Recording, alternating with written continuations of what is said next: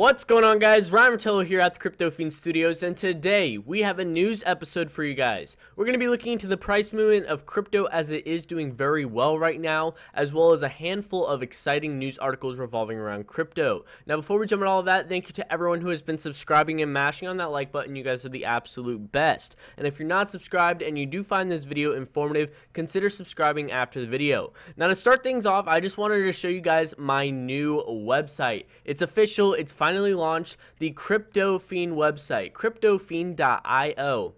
Now, I went with IO because I figured we're in the crypto space. A lot of these cryptocurrency startups are using IO. I might as well use it as well.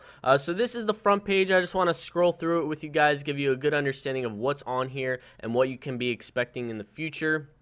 So this website's mainly just talking about myself, a little background for myself, as well as my investments. So right down here, I actually share my portfolio on this website in real time of what I'm invested in, the price movement. So right now, this is my current portfolio. I was going to make a separate video to talk about this, but I guess I could just do it right now. This is my current portfolio, but I believe it is going to be changing probably within the next day or so. So right now, I have about 46% in Bitcoin, 9% in Substratum, 9.8% in Cardano, 5.9% in Neo, 5.9% in Serum Labs, 4.5% in Utrust, 3% in Dent, almost 3% in PundyX, 2% in QuantStamp, 1% in Ethos, 1% in Ion, 1% in Komodo, 3.5% in Ontology, 2.3% in OneChain, and 1.7% in vechain. So why I'm saying that this most likely will be changing in the next day is I am going to be transitioning some of my Bitcoin into altcoins because personally for me, right now I kind of see a lot more potential in altcoins when it comes to making profit. So that's what I'm going to be doing. I'm going to be transitioning not all of my Bitcoin, but some of it, probably about 20% of it, into altcoins so I can catch this little wave of gains on our way back up to those higher market values. So down here we have a live price movement for all of these cryptocurrencies that I am currently invested in. And then down here, I also talk about upcoming events I am going to be attending. We have World CryptoCon on October 31st to November 2nd in Las Vegas, Nevada. And then the Litecoin Summit on September 14th to the 15th in San Francisco. So if you guys are available for any of these events, please come out. I would love to meet you. And then we also have the Semerco event in Miami, Florida. I will be speaking at as well on October 29th. So for Semerco and World CryptoCon, I am going to be going from Miami to Las Vegas, and then in September on the 14th to the 15th I will be at the Litecoin Summit speaking as well on a panel with other YouTubers regards to YouTube and the blockchain, just kind of talking about my personal experience with creating cryptocurrency content on the YouTube platform and stuff like that. Then I have past events down here. Now, what you could be seeing in the future, I don't know. Let me know down below what you guys would like to see on this website. If there's anything not on here that you would be interested in seeing, I would love to hear it down below. So that's all I wanted to show you guys for that. I'm very excited to finally get my website all ready and done. So that's that. So next up, we are going to be looking at some of the cryptos and their price movement. Right now, the market is doing very well, but it is still kind of recovering from this past week. We did break through $200 billion. We are recovering currently at $213 billion. We did see about $10 billion come back into the space in the past day or so. And cryptocurrencies, altcoins specifically, are reacting very well to this. We have a handful of altcoins that are doing phenomenal right now. We have vechain up 42%. They were up around 70% earlier this morning. We also have a handful of others. We have Lisk up 14%. Bytecoin up 14%. Ontology up 39%. Nano up 54%, Populous 37%, PundyX 25%. So you guys get the idea. There's a lot of cryptocurrencies right now that are really pumping. OneChain up 22%. And unfortunately, the majority of the cryptocurrencies that are pumping are the ones I did want to jump in on before they did pump. But it kind of did come out of nowhere. I guess I should have hopped on the train probably earlier yesterday. Currently, highest on this list when it comes to market cap, we got Cortex at 72% in gains. I'm not familiar with them. Let's check them out real fast for you guys. Cortex, 72%.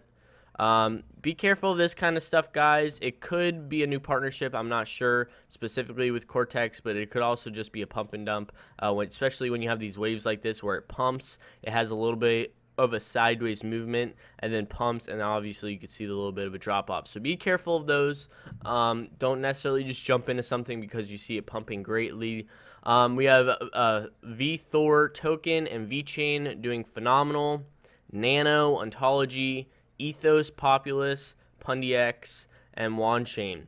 Right now, for me, I am keeping an eye on a couple cryptocurrencies. I do want to make a larger percentage in my portfolio. Those are Cardano at 10 cents. We have Ontology, Nano, and WAN chain is one of them.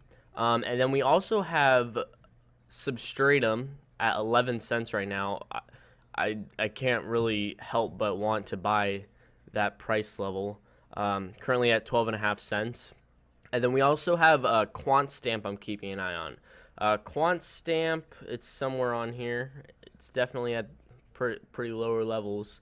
Right here, currently at 3 7/7 cents.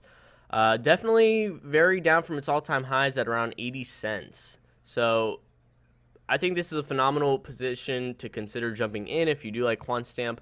This is one I am keeping an eye on, and I most likely will be jumping into in the next day or so, making a larger position in my portfolio. But that's all we really have for the price movement of crypto. Again, right now, we're really just starting to have that money flow into the crypto space, that little bit of money that was hesitant on being in and out. So this is the time where you should kind of be careful on just jumping into something, because who knows, it could be negative the next day. We are still in a very odd state in cryptocurrencies where it could still go up or down. But personally for me, I do believe we did hit the basement about 2 days ago. I think we were at the level where everyone left in the market were hodlers. Everyone holding, it was really just everyone holding on for dear life, literally. So next up, we have Ripple. Ripple partners with 3 cryptocurrency exchanges as part of XRapid Solutions. I gotta say, Ripple, as much as some people don't like Ripple for being centralized, but their, of course, token is decentralized. They've been doing phenomenal when it comes to partnerships and bringing adoption into the crypto space and these big corporations and financial institutions. So they did partner with 3 cryptocurrency exchanges. Those exchanges include US-based Bittrex, Mexican Bitso, and Philippine Coins.ph. The new partners will enable Ripple's XRapid payment solutions to move between XRP and US dollars, Mexican pesos, and Philippine pesos respectively. Ripple explained the optional principle like this: a financial institution that has an account with Bittrex would initiate a payment in US dollars via XRapid, which instantly converts into XRP on Bittrex. The payment amount in XRP is settled over the XRP ledger, then Bitso, through its Mexican peso liquidity pool, instantly converts the XRP into fiat, which is then settled into the destination bank account. So this is big stuff, guys.